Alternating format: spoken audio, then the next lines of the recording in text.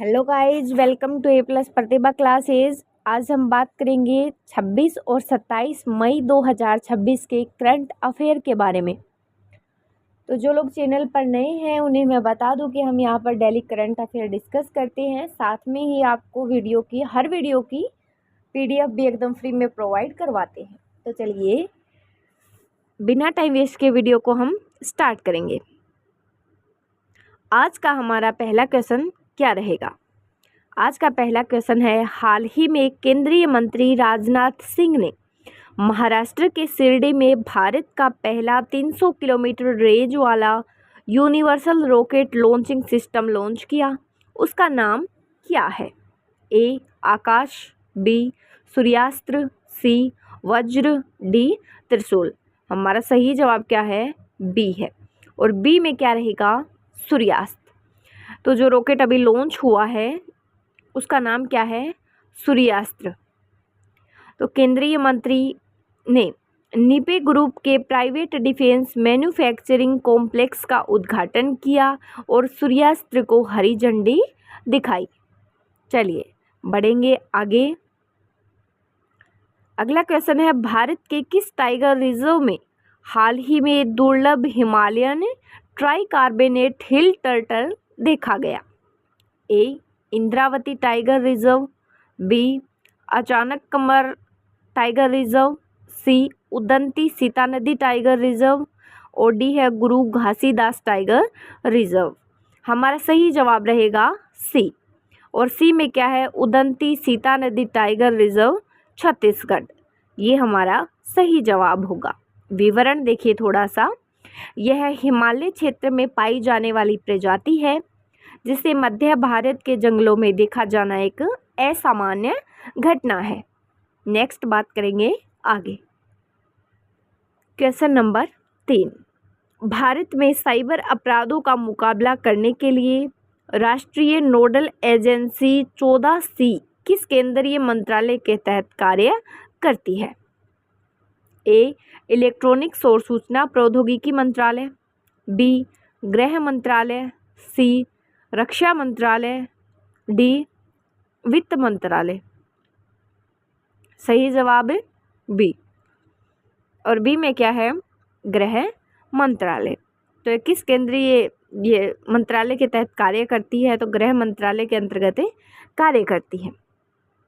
तो Indian cyber crime coordination centre 14C गृह मंत्रालय के अंतर्गत काम करता है, जिसने हाल ही में एप्पल आईफोन यूजर को लक्षित करने वाले फिशिंग अभियानों को लेकर एडवाइजरी जारी की है। नेक्स्ट बढ़ेंगे अगले क्वेश्चन की तरफ। क्वेश्चन है, भारत का पहला भूतापीय ऊर्जा प्रोजेक्ट किस राज्य या केंद्र शासित प्रदेश में स्थापित किया जा रहा है? ए लद्दाख, बी अरुणाचल, सी उत्तराखंड, डी हिमाचल। सही जवाब रहेगा ए। और ए में क्या है? लद्दाख। तो लद्दाख में स्थापित किया जा रहा है। विवरण देखिए। पर्यावरण की दृष्टि से महत्वपूर्ण यह परियोजना लद्दाख के पूगा क्षेत्र में स्थापित की जा रही है। नेक्स्ट बढ़ेंगे अगले क्वेश्चन की तरफ। क्वेश्चन नंबर 4, ये 5 है। हाल ही में किस देश ने अंतरिक्ष में अपना नया खोजा उपग्रह आयोगान 44 सफलतापूर्वक लॉन्च किया है? इसका नाम क्या है उपग्रह का? आयोगान 44। ए जापान, बी उत्तर कोरिया, सी चीन, डी दक्षिण कोरिया। तो किसने किया है ये लॉन्चिंग? सही जवाब है सी। और सी में है चीन। व्याख्या देखिए। अंतरिक्ष में याओगान उपग्रह श्रृंखला और इसके विभिन्न संस्करणों को मुख्य रूप से चीन द्वारा विकसित और सफलतापूर्वक लॉन्च किया जाता है। ये उपग्रह चीन के लिए रिमोट सेंसिंग, पृथ्वी अवलोकन और खुफिया जानकारी जुटाने जैसे उद्देश्यों को पूरा करता है। नेक्स्ट बढ़ेंगे आगे। क्वेश्चन है, भारत सरकार के पर्यटन मंत्रालय द्वारा हाल ही में किस ऐतिहासिक स्थल को बेस्ट हेरिटेज टूरिज्म डेस्टिनेशन 2026 का पुरस्कार दिया गया है? ए आमेर का किला, बी हम्पी कर्नाटक, सी खजुराहो मध्य प्रदेश, डी महाबलीपुरम तमिलनाडु। हमारा सही जवाब रहेगा ए, और ए में है आमेर का किला। तो आमेर किले को इंडिया टुडे पर्यटन सर्वेक्षण और पुरस्कार समारोह में सर्वश्रेष्ठ विरासत गंतव्य यानी बेस्ट हेरिटेज टूरिज्म की श्रेणी में प्रथम पुरस्कार से नवाजा गया है। यह प्रतिष्ठित पुरस्कार केंद्रीय पर्यटन मंत्री गजेंद्र सिंह शेखावत द्वारा राजस्थान के पर्यटन विभाग को प्रदान किया गया। नेक्स्ट बढ़ेंगे आगे। क्वेश्चन है, हाल ही में किस भारतीय बैडमिंटन खिलाड़ी ने मलेशिया मास्टर्स 2026 का पुरुष एकल खिताब जीता है? ऑप्शन देखिए। Option A Li Shifeng, B Kidambi Srikanth, C H S. Prannoy, D है चिराग सेठी। तो किस भारतीय बैडमिंटन खिलाड़ी ने मलेशिया मास्टर्स 2026 का पुरुष एकल खिताब जीता? सही जवाब है ली सिफेंग। मलेशिया मास्टर्स 2026 के पुरुष एकल का खिताब चीन के ली सिफेंग ने जीता है। उन्होंने फाइनल मुकाबले में थाईलैंड के पानीटच्चाफोन तिरासलुकूल को सीधे गेम में 21-16 और 21-17 से हराया है। नेक्स्ट बढ़ेंगे आगे। क्वेश्चन है, संयुक्त राष्ट्र ने हालिया रिपोर्ट के अनुसार कौन सा देश वर्ष 2026 में दुनिया का सबसे तेजी से बढ़ती प्रमुख अर्थव्यवस्था बनाए हुए है?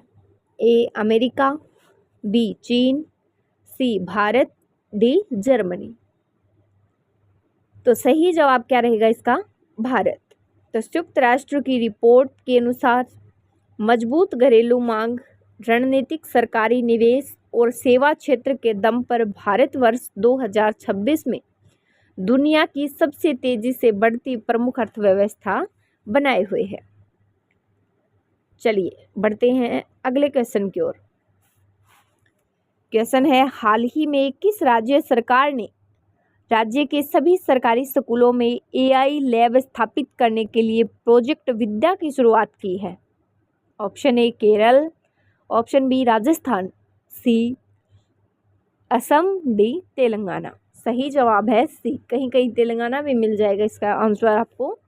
तो आईआईटी गुवाहाटी ने अपने व्यापक डिजिटल साक्षरता मिशन प्रोजेक्ट विद्या के तहत गेट्स एंड लर्न के साथ मिलकर स्कूली छात्रों के लिए एक संरचित आर्टिफिशियल इंटेलिजेंस कार्यक्रम शुरू किया है।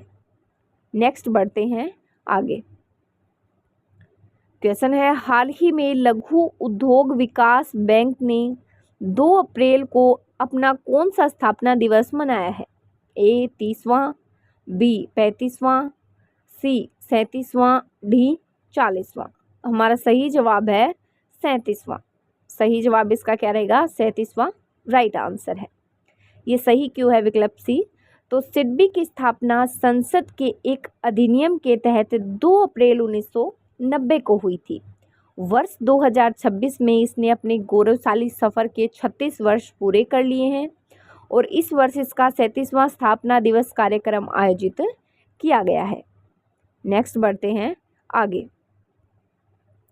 प्रतिवर्ष अफ्रीका दिवस वैश्विक स्तर पर किस दिन मनाया जाता है?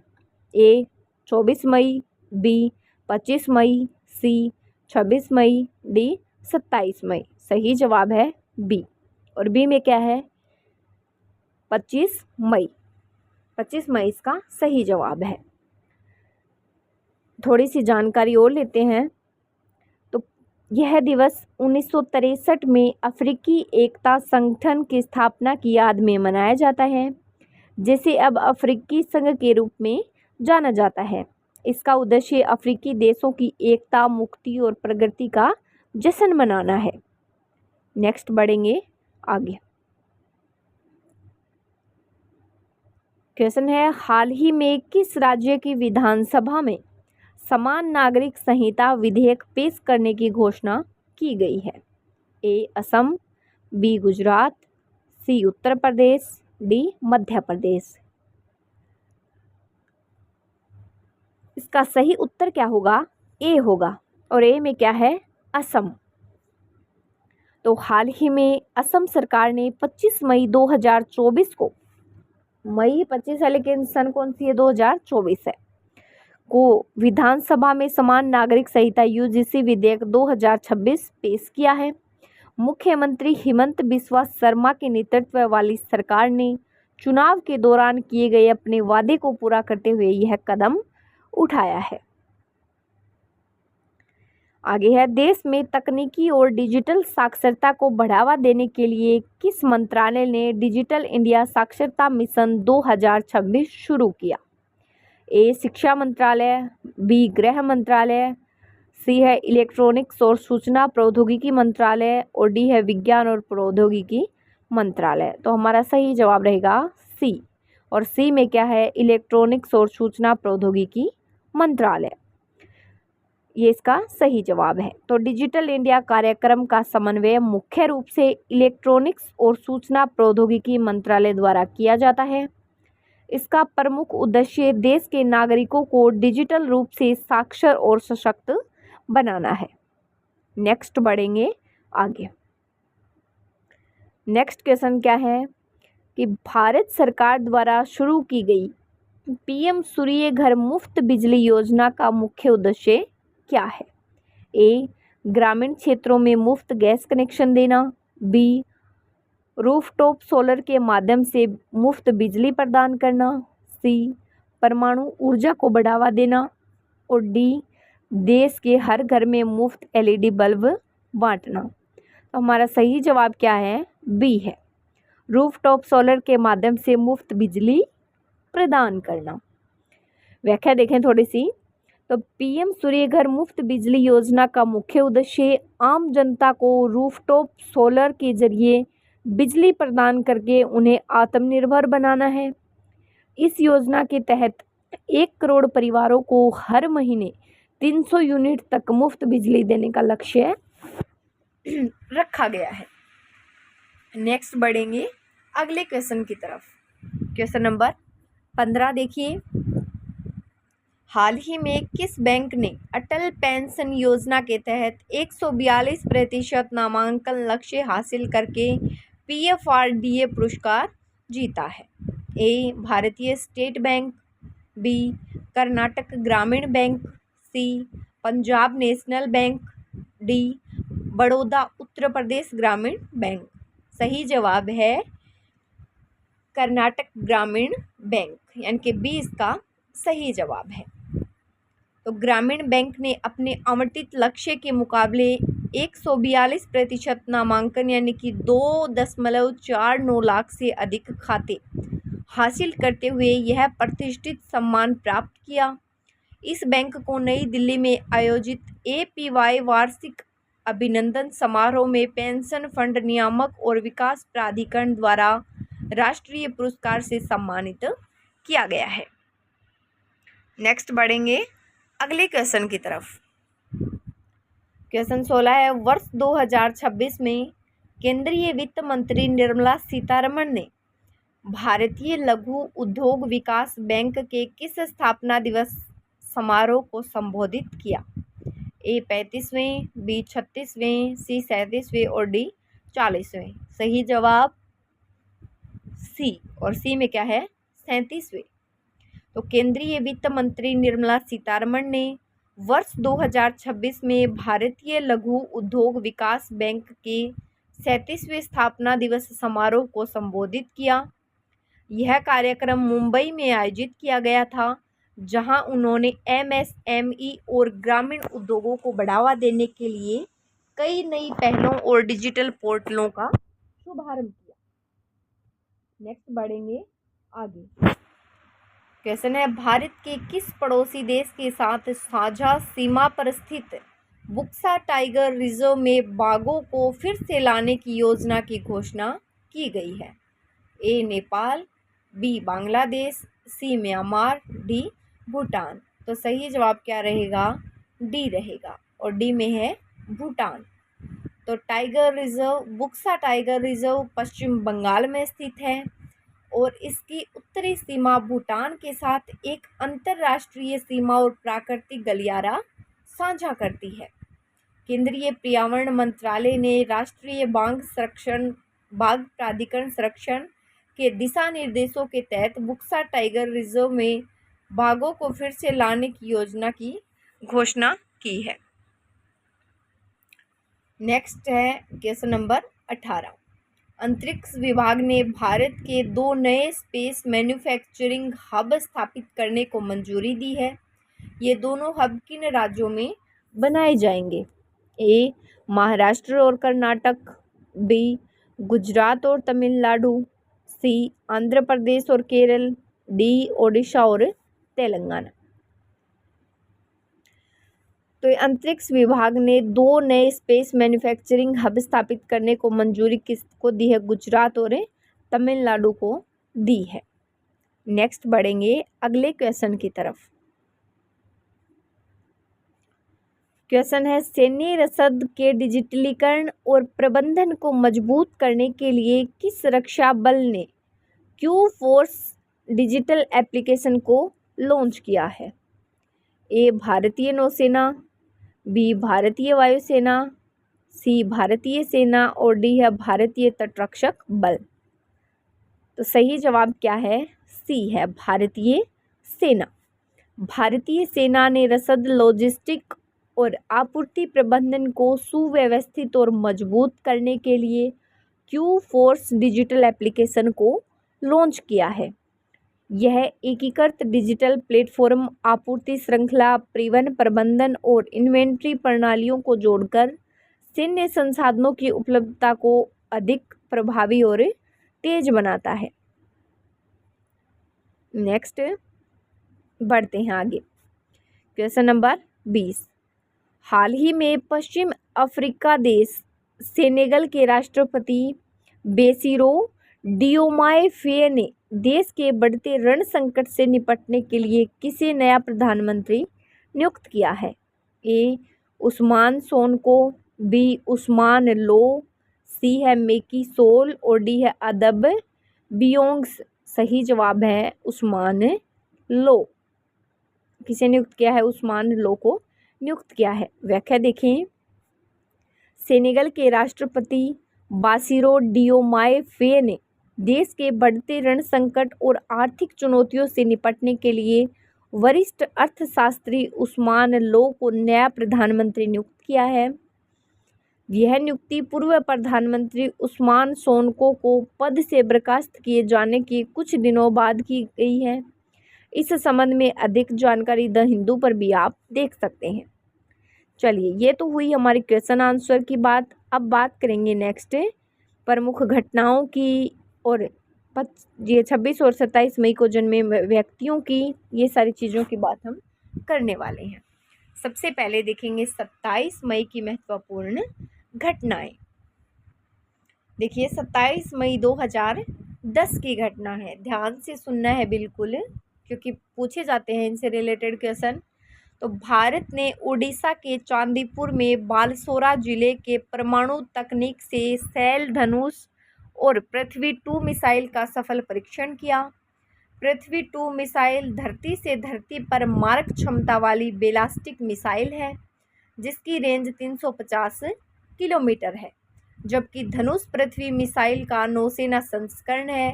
भारत की राष्ट्रपति प्रतिभा पाटिल की चीन राष्ट्रपति हू जिताओ तथा प्रधानमंत्री वेत जियाबाओ से मुलाकात के बाद चीन ने संयुक्त राष्ट्र सुरक्षा परिषद में स्थायी सदस्यता के लिए भारत के प्रति समर्थन जताया था। ये घटना कब की है? 27 मई 2010। नेक्स्ट बढ़ते हैं आगे। 27 मई 2006 इंडोनेशिया में आए विनाशकारी भूकंप में कम से कम 2900 लोग मारे गए और हजारों लोग घायल हुए थे। फिर है 27 मई 2008 केंद्र सरकार ने सीमेंट निर्यात पर लगाए गए प्रतिबंध को वापस लिया। ऑस्कर विजेता निर्देशक सिडनी पोलाक का निधन हुआ।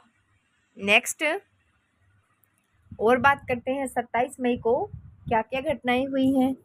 27 मई 2000 फिजी में महेंद्र चौधरी सरकार बर्खास्त, राष्ट्रपति मारा ने प्रशासन संभाला। 27 मई 2002 नेपाल के प्रधानमंत्री देउबा को 3 साल के लिए पार्टी से निकाल दिया गया। फिर है 27 मई 2005 दक्षिणी अफ्रीका की राजधानी प्रिटोरिया का नाम बदलकर थाने करने का निर्णय किया। ये श्राने नाम है अब उसका। नेक्स्ट है 27 मई 1994 नोबेल साहित्य पुरस्कार विजेता रूसी लेखक अलेक्जेंडर सोल्केनित्सिन पश्चिम में 20 वर्ष का निर्वासन समाप्त कर स्वदेश लौटे। फिर है 27 मई 1999 बोत्सवाना की सुंदरी पुले क्लेवागोव वर्ष 1999 की मिस यूनिवर्स चुनी गई। विश्व का सबसे बड़ा पर्यावरण पुरस्कार ड्रमन हेली तथा थॉमस केरी भारत को प्रदान किया गया। सर्बिया के राष्ट्रपति कौन थे उस समय? स्लोबोदन मिलोसेविच अंतर्राष्ट्रीय न्यायाधिकरण युद्ध अपराधी घोषित। फिर है 27 मई को हुए प्रमुख निधन कौन कौन से हैं? 27 मई 1935 रमाबाई अंबेडकर, डॉक्टर भीमराव की पत्नी थी रमाबाई, उनका निधन हुआ 27 मई 1935 को। फिर है 27 मई 1919 कंदुकुरी वीरेशलिंगम तेलुगु भाषा के प्रसिद्ध विद्वान जिन्हें आधुनिक तेलुगु साहित्य में गद्य बर्मा के नाम से ख्याति मिली। नेक्स्ट बात करते हैं आगे। फिर है 27 मई 2016 निधन हुआ हंगपन दादा का, जो अशोक चक्र से सम्मानित और भारतीय सेना के जाबाज सैनिक थे। फिर है 27 मई 1964 जवाहरलाल नेहरू, भारतीय स्वतंत्रता संग्राम के महान सेनानी एवं स्वतंत्र भारत के प्रथम प्रधानमंत्री, जिनका निधन हुआ था 27 मई 1964 को। उसके बाद है 27 मई 1983 सरदार हुकुम सिंह, इनका निधन हुआ, जो भारतीय राजनीतिज्ञ और पूर्व लोकसभा अध्यक्ष थे। नेक्स्ट है 27 मई को जन्मे महत्वपूर्ण व्यक्ति। 27 मई 1894 कौन जन्मे? पदुमलाल पुन्नालाल बख्शी, ख्याति प्राप्त आलोचक तथा निबंधकार के रूप में इन्हें ख्याति मिली। फिर है 27 मई 1954 को जन्म हुआ हेमंत जोशी का, ये हिंदी के कवि, पत्रकार एवं पत्रकारिता के प्राध्यापक थे। फिर है 27 मई 1957 नितिन गडकरी, भारत के उद्योगपति और भारतीय जनता पार्टी के वरिष्ठ राजनेता।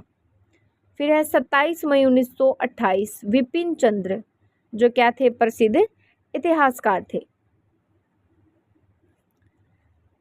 अब बात करेंगे 26 मई की ऐतिहासिक घटनाओं की, क्योंकि 26 और 27 मई का करंट अफेयर हम पढ़ रहे हैं। 27 मई की हमने देख ली है, तो अब 26 मई का देखिए। 26 मई 2010 भारत के सर्वोच्च न्यायालय के न्यायाधीश BS चौहान और न्यायाधीश स्वतंत्र कुमार की खंडपीठ ने शादी किए बगैर एक साथ रहने वाले युगल की संतानों को भी अपने माँ बाप की ओर से अर्जित संपत्ति में हिस्सा पाने का अधिकार स्वीकार किया। न्यायालय ने साथ ही में उन्हें परंपरागत पैतृक संपत्ति पर उनके अधिकार को अस्वीकार किया। फिर है 26 मई की और महत्वपूर्ण घटना, भारतीय स्टेट बैंक ने सफल ऋण बीमा को 50,000 रुपये से बढ़ाकर 1 लाख रुपये तक कर दिया।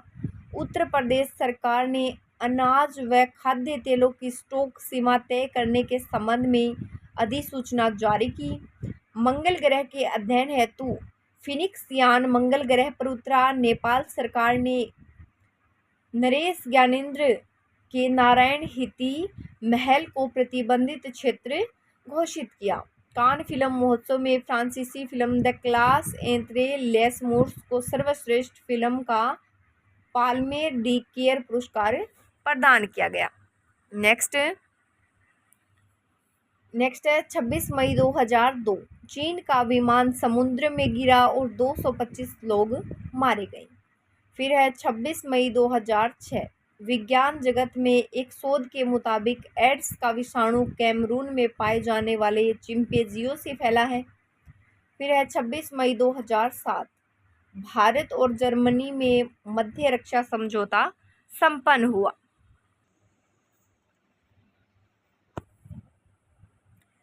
नेक्स्ट बढ़ते हैं आगे। तो 26 मई 2006, 2002 है। 26 मई 2002 को क्या हुआ था? चीन का विमान समुद्र में गिरा और 225 लोग मारे गए। ये बात हमने कर ली थी और 2006 की भी हो गई, 2007 की भी। नेक्स्ट बढ़ेंगे आगे। 26 मई को निधन होने वाली हस्तियां कौन कौन थी? सबसे पहले है Ramakant Dayama, Chak De India scam 1992, the Harshad Mehta story और राम सेतु जैसी फिल्मों और सीरीज में अभिनय करने वाले दिग्गज अभिनेता और थिएटर आर्टिस्ट का 26 मई को लंबी बीमारी के बाद निधन हो गया। नेक्स्ट बढ़ेंगे आगे। 26 मई को किन किन लोगों का जन्म हुआ? तरसेम सिंह, जन्म है 26 मई 1961, भारतीय अमेरिकी हॉलीवुड फिल्म निर्देशक रहे। फिर है लॉरेन हिल, 26 मई 1975 को इनका जन्म हुआ, जो प्रसिद्ध अमेरिकी गायिका, रैपर और अभिनेत्री थी। फिर है 26 मई 1966, हेलेना बोनहम कार्टर का जन्म हुआ, हैरी पॉटर फिल्मों की प्रसिद्ध ब्रिटिश अभिनेत्री।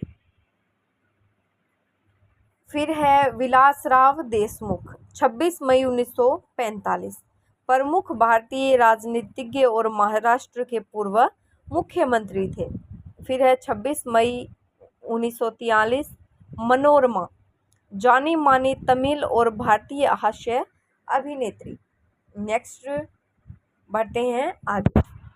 26 मई 1970, दिलीप जोशी, तो भारतीय टेलीविज़न के लोकप्रिय हास्य अभिनेता, जो तारक मेहता का उल्टा चश्मा में जेठालाल का किरदार निभाने के लिए जाने जाते हैं। उसके बाद है सुशील कुमार, जन्म हुआ 26 मई 1983 को, भारत के प्रसिद्ध पहलवान, जिन्होंने बीजिंग ओलंपिक खेलों में भारत के लिए कांस्य पदक जीता था।